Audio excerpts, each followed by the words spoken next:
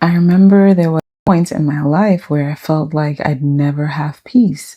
And I'd often think, like, what am I doing wrong that's causing God to not give me the peace that I'm asking him to give me, like I'm begging for?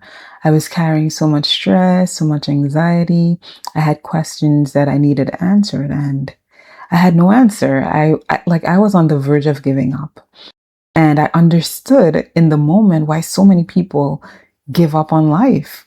But this one Bible verse changed everything for me. And you're probably in the very same season. You know, nights when you bury your head into a pillow and you scream to the top of your lungs, hoping that it will bury the pain. When you stare at the ceiling and you think about every worry, every what if, you think about every door that has been closed and every door you're afraid that will not open. And I had prayed about it. I had spent nights like crying, begging God to help me. And then I woke up the next morning feeling overwhelmed, like my chest would feel heavy, just as the day before. And then I came across this one Bible verse, and it was written by a man named Paul. But I need you to understand something. At the time that Paul wrote this, he was not writing from a mountaintop.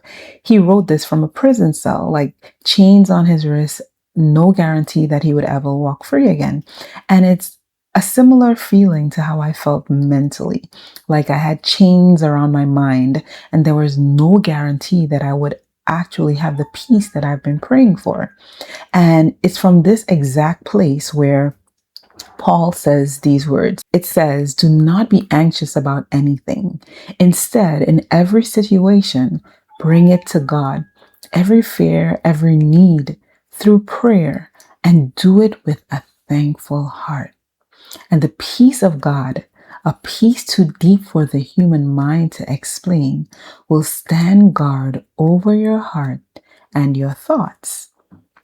And this was from Philippians chapter 4. Now, I want you to notice what Paul did not say. He doesn't say once your problems are solved, then you finally have peace. He doesn't say when the storm passes or when the test comes back clean, then you'll finally have peace. He doesn't say when the money comes through, or he doesn't say when the person finally changes, then you finally have peace. And something that I looked at myself personally, things that I was struggling with, like I realized he also did not say that when you finally stop doing the thing that's causing you to fall from grace, then you finally have peace. No, he doesn't say any of it. All he says is, bring it to God now, while it's still unresolved, while your hands are still shaking, while you don't have a single answer, bring it to God. And he doesn't just say, bring it to God and he'll give you peace. He says that you need to bring it to God with thanksgiving. And this is the part that had me so confused, because I'm like, how in my moment of unrest am I to bring my problems to God with thanksgiving? What am I giving thanks for if I'm still in the problem? And what I realized was this: you're not giving thanksgiving because the situation is good, but you're giving thanks because the God of the situation is still a good God. Like everything outside of our control is still in God's control. And the peace he's describing here is not the kind of peace that the world hands you, because the peace that the world gives is fragile. I realize that the peace that the world gives depends on everything going great. And the moment that peace is shattered is the moment something bad happens. But this peace, this is a peace that comes from a place that actually does not make sense and that cannot be explained, because he says it's a peace that surpasses all understanding. It settles over you in the middle of the very thing that is crushing you. And somehow, against all reason, you find that you are still holding everything together, like you are still held. And look at the words that he chooses: guard. The peace of God will guard your heart and your mind. Now, that's a soldier's word. And it's true, we are in a battle. We are soldiers in an army.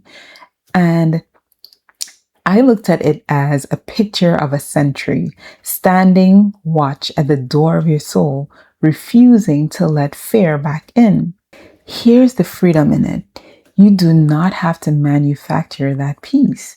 You couldn't even if you tried, because I've tried many times. You simply have to come empty handed, honest, and afraid. If that's where you are, and let God who hung the stars in the sky, let the God who knows every strand of hair on your head by number, let the God who knows your name keep watch over you.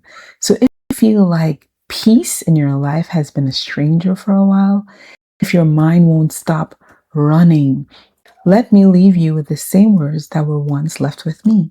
Do not be anxious about anything. Bring it all to God and let the peace that you cannot explain, a peace that surpasses all your understanding, guard your heart and your mind. You were never meant to carry everything on your own. And I said this in a previous video. And that's the verse that gave me peace.